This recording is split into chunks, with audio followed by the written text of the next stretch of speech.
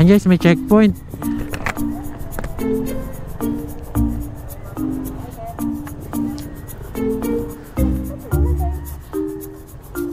Ano ba yun?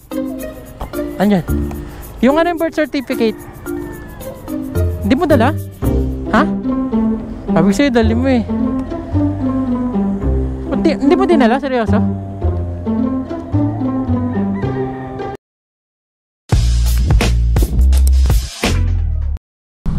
Hey, what's up guys? So, papunta na kami ngayon sa Marilake. So, dalawa yung kasama ko, dalawang kumpare. Si Cesar or si Junjun, tsaka si Sam. So, meron tayong OBR. Hi ka sa camera. Ayan, OBR natin. Si Conan. Si Amy guys, girlfriend ko, OBR ko. So, ayan. So, nandito parang tayo ngayon sa may Rizal, no? Paakyat pa lang tayo. Kumbaga, ito yung pinakapaanan. So ride safe sa atin mga ka-throttle. Sana walang mangyaring aksidente ngayon. Ay, maraming bikers ngayon. Chill ride lang tayo mga ka-throttle. So hindi tayo magmamadali ngayon.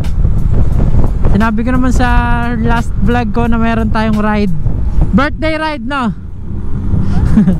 Birthday ride. Ito nga pala mga ka-throttle, bago nating jersey from Prime Gears Philippines. Order lang kayo sa ano, sa FB page. So ito, pa-flash ko sa screen, Prime Gears. Sir, pwede pa isa-isang order dyan. Sa mga kapwa ko motovloggers, pwede kayo gumawa ng pa isa-isang order mga ka-throttle. Or pwede kayo gumawa ng jersey nyo, customized jersey nyo ng pa isa-isa lang, may sariling design. Prime Gears PH. Ayun mga ka-throttle, nandito na tayo sa may ano. Di ba lang saan ba na ito, pero maganda na siya. Ayan, mapuno na siya. So, nagbukas na ng camera. Vlogger nga rin pala yung kasama natin, si Lagalag na Probinsyano TV. Yung channel niya, Lagalag na Probinsyano TV. So ayun guys, ganda na dito. Sana hindi tayo ma-checkpoint, no? Pero meron kaming ano mga ka-throttle, FYI lang. Meron kaming address dun sa Quezon. Kasi nga itong kasama ko, yung girlfriend ko, taga Gumian, Quezon.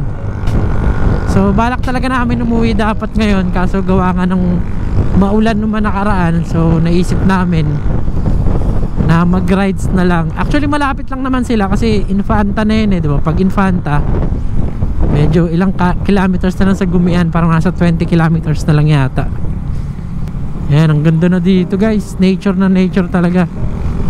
So Marilake, ang meaning nga pala ng Marilake, Marikina, Rizal, Laguna, Quezon. Ano, wala tayong makasabay ng mga kamote ngayon, no? Enjoy lang natin dito. Sarap dito, no? And guys, 6:42 AM pa lang, pero yung araw dito medyo mataas na, pero napakalamig. Sarap mag-ride dito. Enjoy lang, chill. Hindi tayo dito mga ano, 100 kph. Chill lang para hindi tayo ma-aksidente tsaka maka-aksidente.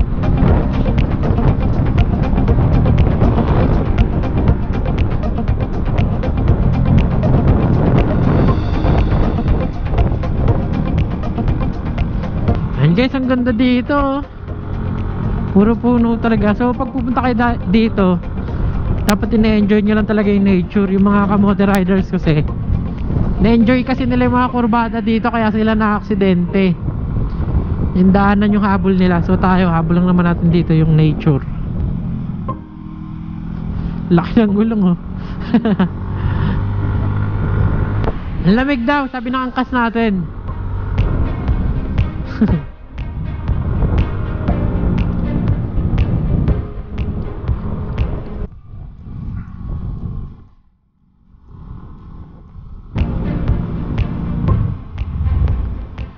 Medyo sobrang bagal ng takbo natin kasi merong ano, mga 4-wheel sa harap natin. Parang sinisipon na ako kapag mga gantong ano yung malalamig, sinisipon na ako.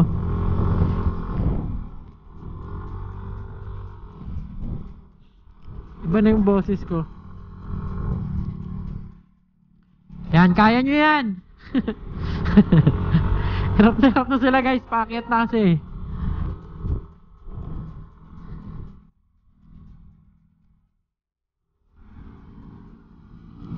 Ayan, dito guys nakikita natin na dumadami na yung mga nakakasabay nating riders. So mas maganda yung ganito lang, mabagal, chill lang lahat. Walang mga aksidente, no?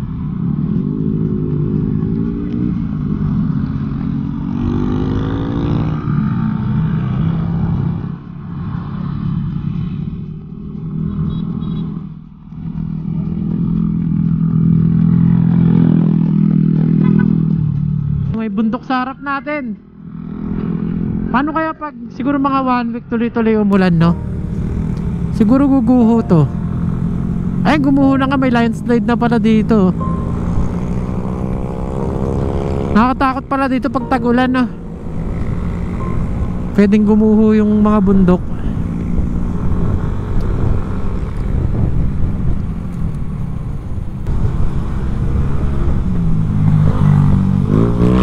Ayan, Kamote Riders.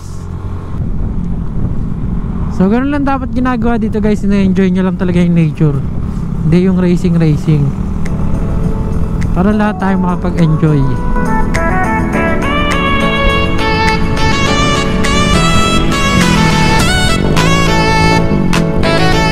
So way back 2016 yata mga ka-throttle, nung unang beses ko makapunta dito. 2016 ba or 2015? So nasa 94 na naka Honda Beat kami pumunta dito. Kasi halos wala kaming kasabay dito, kami lang talaga. Tapos nung mga sumunod na taon, 2017 pataas, sumikat na sa social media tong Marilaki. So sobrang dami nang pumunta. Ayan, una daw tayo, sabi ni Lagalag na Provinciano TV. Ay, ito na yung manukan. Kaya siya tinawag na manukan kasi marami talagang manok dito.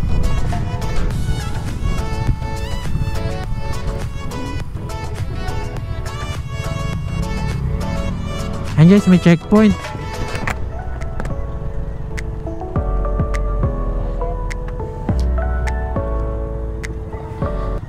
Sir, sa Infanta po, may ano po, taga Infanta po, may birth certificate tsaka yung acceptance.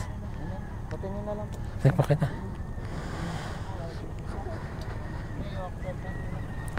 Pakalisin ito, sir.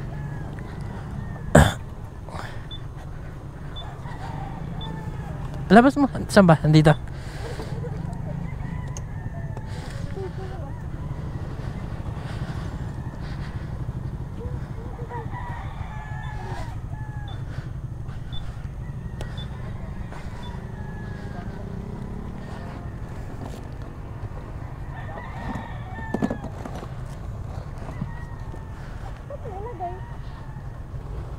Ano ba yun? Andyan. Yung ano yung birth certificate? Hindi mo dala? Ha? Sabi ko sa'yo, dali mo eh. Hindi mo dinala? Seryoso?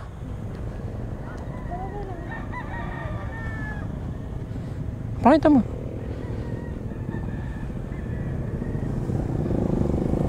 Ay, hindi pa dinala yung birth certificate.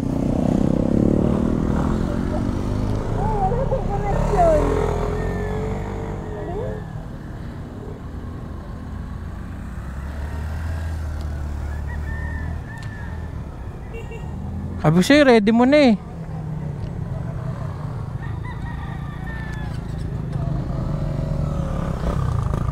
Okay na? Okay na daw tayo. Tara.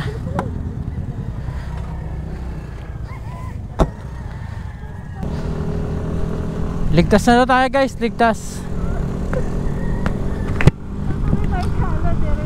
Hindi, bonus points. Dito sa Manukan may checkpoint mga ka-throttle. So habang inahanap namin yung acceptance, pinatuloy na kami.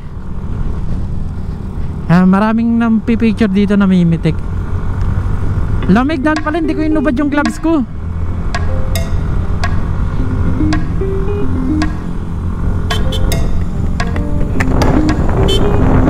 Hanggasan tayo? Hanggasan? Ikaw bala sa may makainan.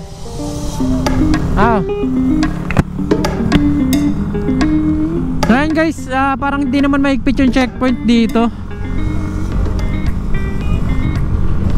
Ang lamig ng kamay ko, hindi na ako nag-gloves. Lalamig ako. Bali maghahanap na lang kami ng makakainan dito. So parang tingin ko dito mga ka-throttle, since maraming residente na nagninegosyo din dito, pag hindi kasi nila pinapasok ay kawawa rin. Ayan, kagaya niyan, ang daming tinda or ang daming ano. Di mo nga dala birth certificate mo, didiretso pa tayo sa inyo. Meron yan. Doon daw pala sa Vios yung ano, yung acceptance dahil nung pag-uwi namin ay yung birth certificate.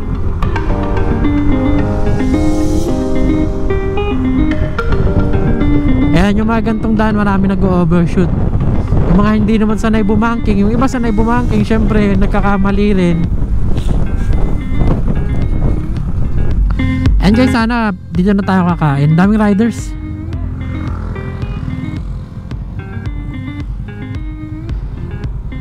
Ano, dito na tayo? Wow, ang ganda ng view dito. Ha? Ba't mo naman papalisin? Eh dito lang tayo. Saan tayo dito? Ayan guys, dito lang kami. Paparada kami sa Andres Garden Restaurant. Tak? Daming riders din dito. Mga pink ang kanilang best.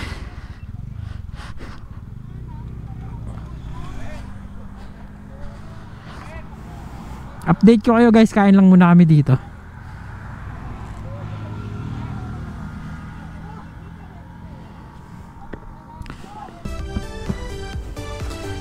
So yung mga throttle, kakatapos na namin kumain dito. Ayan sa Andres. So tatambay na lang kami, maghahanap na lang kami ng tambayan. Medyo palubat na rin tong GoPro.